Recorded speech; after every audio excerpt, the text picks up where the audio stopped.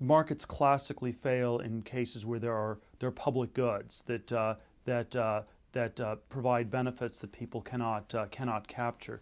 The big debate is how big these public goods are, where they exist, things of that sort.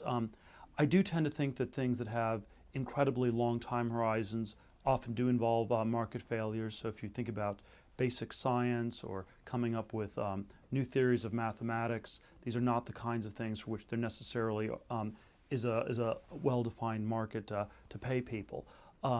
At the same time, I think one of the places where I would disagree with Gates is that it is not at all clear to me that we have a government that is doing this much better.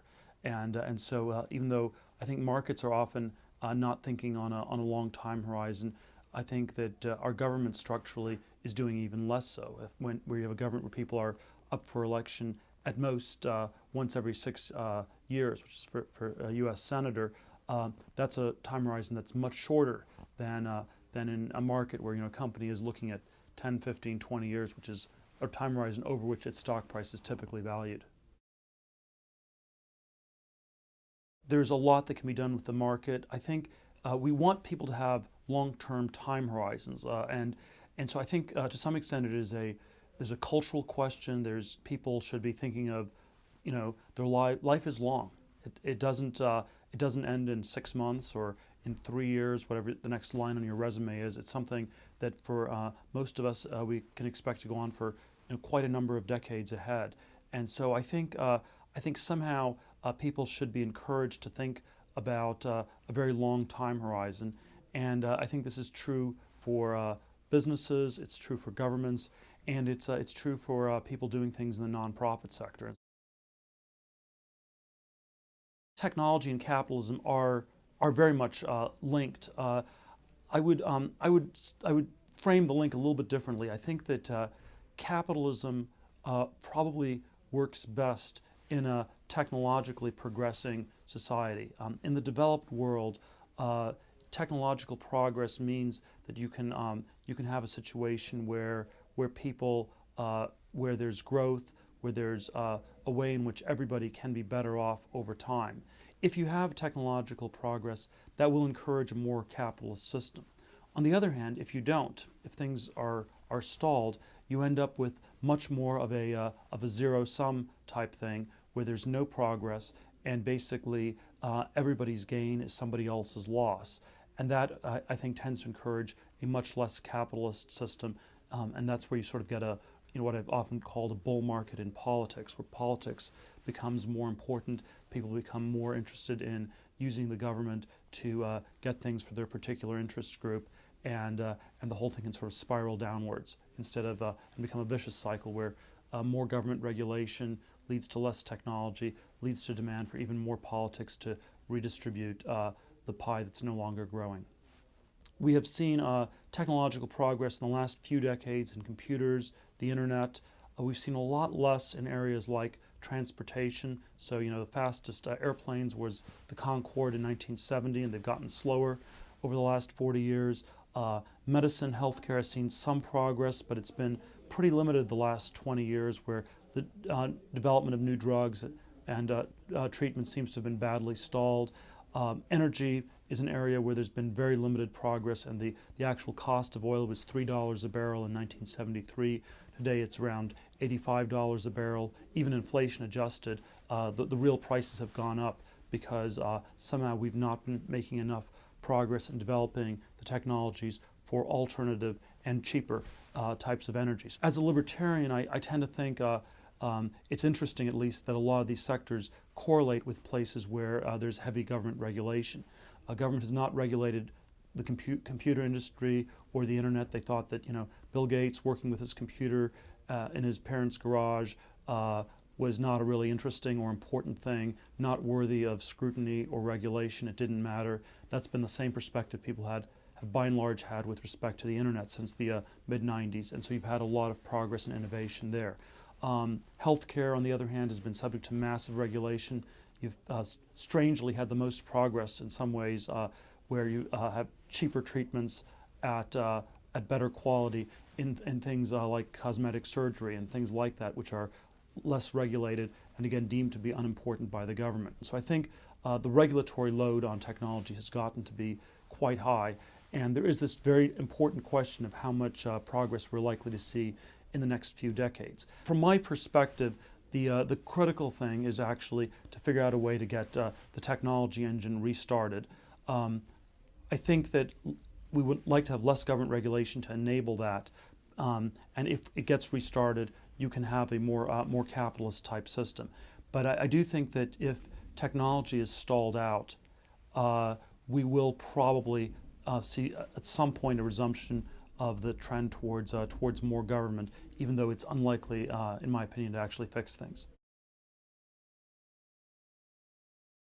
Technology is probably the single biggest driver of productivity gains over a period of several decades for the developed countries. It's, for example, I think much more important than free trade. I'm in favor of free trade, but I think if you had to make a choice between having technological progress versus free trade, and you had one or the other, you should always pick technological progress. So I think it's an incredibly important variable for creating more prosperity.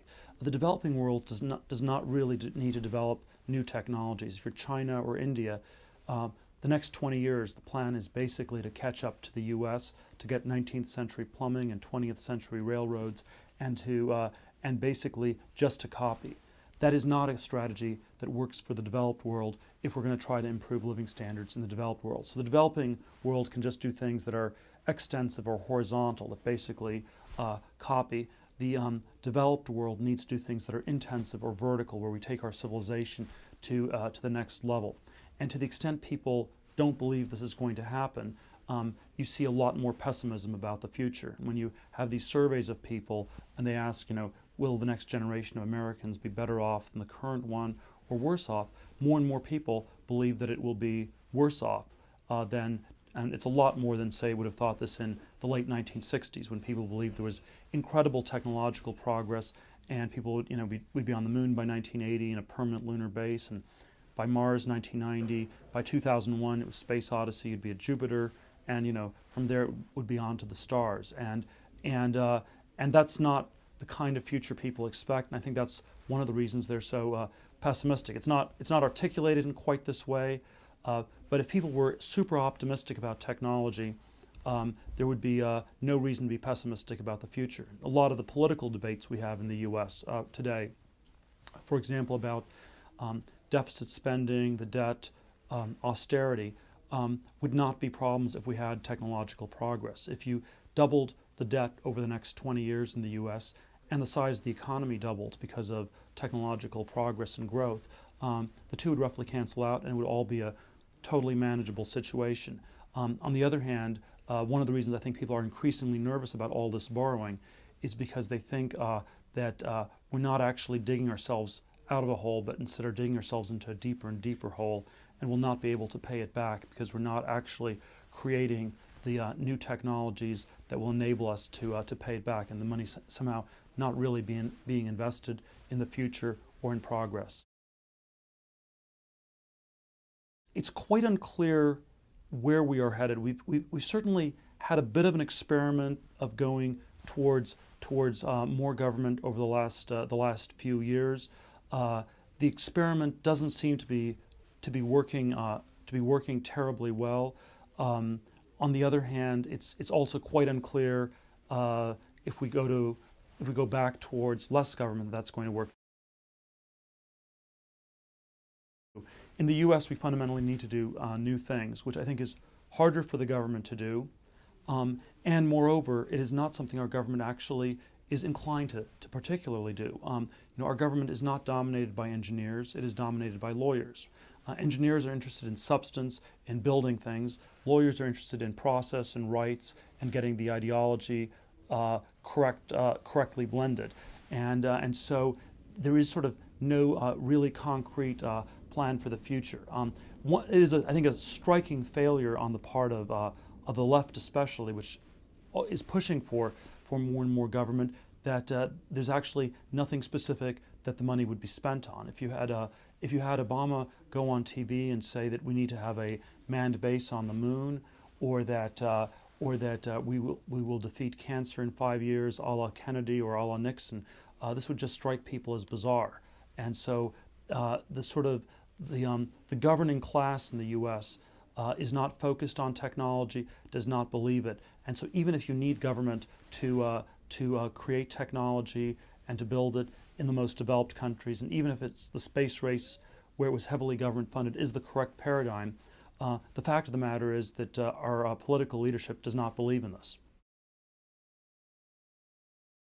Technology innovation is still, the best place is still Silicon Valley, and California is still the best place for technology innovation, which is the business that I'm in and am going to be in for the decades ahead. The worry is obviously that this engine gets regulated or constrained and slows down, and in that case, I think you have even worse problems in California and the U.S., but they are problems that probably extend to much of the developed world. The seasteading initiative that we've been talking about for the last few years is a bit of an experimental project. It's run by this guy, Patrick Friedman, the grandson of Milton Friedman, the famous economist. It's this idea about can you create experimental new types of communities on the oceans. I think from a technological perspective, something like seasteading is an important frontier for us to look at. We need to be looking at all the unexplored frontiers that have not been taken. And if you sort of go back to the 1960s, people thought of space as the final frontier, but they also had all these ideas about exploring and developing the oceans, which cover 70% of the Earth's surface and are largely undeveloped. Plans to turn deserts into arable land and reforesting the deserts, and so there are all these sort of frontiers that are that we think are very underdeveloped, and it is worth trying to go back to that spirit of trying to move the frontier of human knowledge and progress. The term we've used is that people should stop out of school for 2 years. The program is we called it 20 Under 20. It's at 20under20.org. My one advertisement I'll get in here, and it is a 2-year fellowship program where we will pay people $100,000 for 2 years to pursue some particular passion, preferably in a technological area where they can work individually or in a team of up to 4 people in starting a company or joining some other early stage company. We will encourage people to do this from California because that's where we think we can help provide them with some mentorship.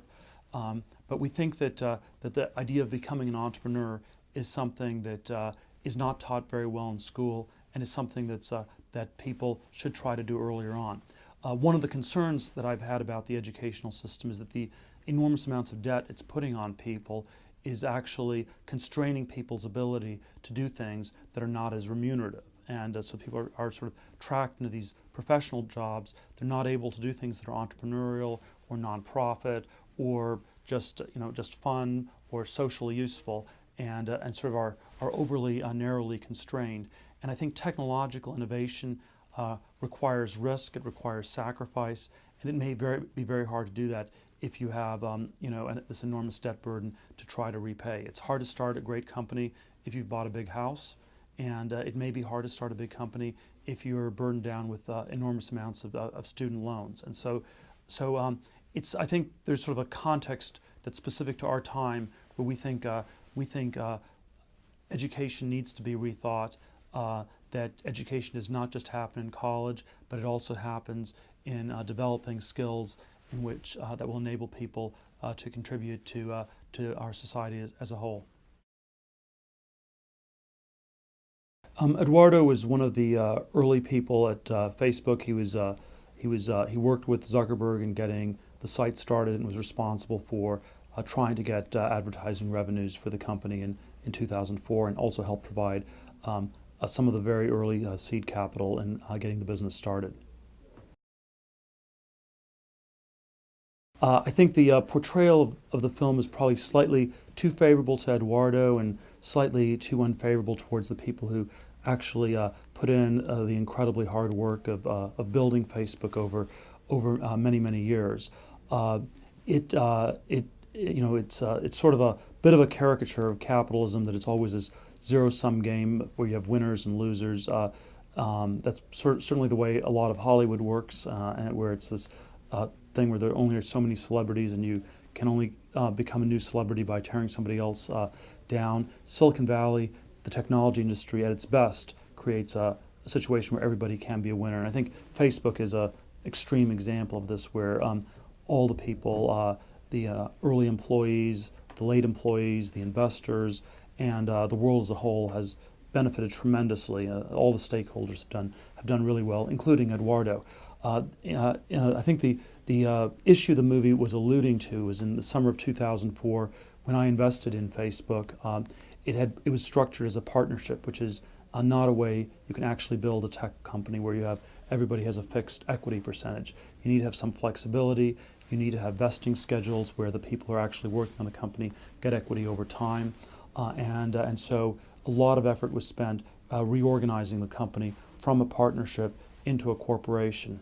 And I think this sort of structural reorganization, in which Sean Parker played a critical role in the summer of '04, was indispensable towards creating this much larger company that exists today, and in which Eduardo's stake is worth far more than it otherwise would have been. Well, I think Eduardo's made on the order of $1 billion at the current Facebook valuation, and he should just see that as that he's done incredibly well, and he should try to figure out a way to invest that money and contribute it to things that will make the world a better place in the decades ahead.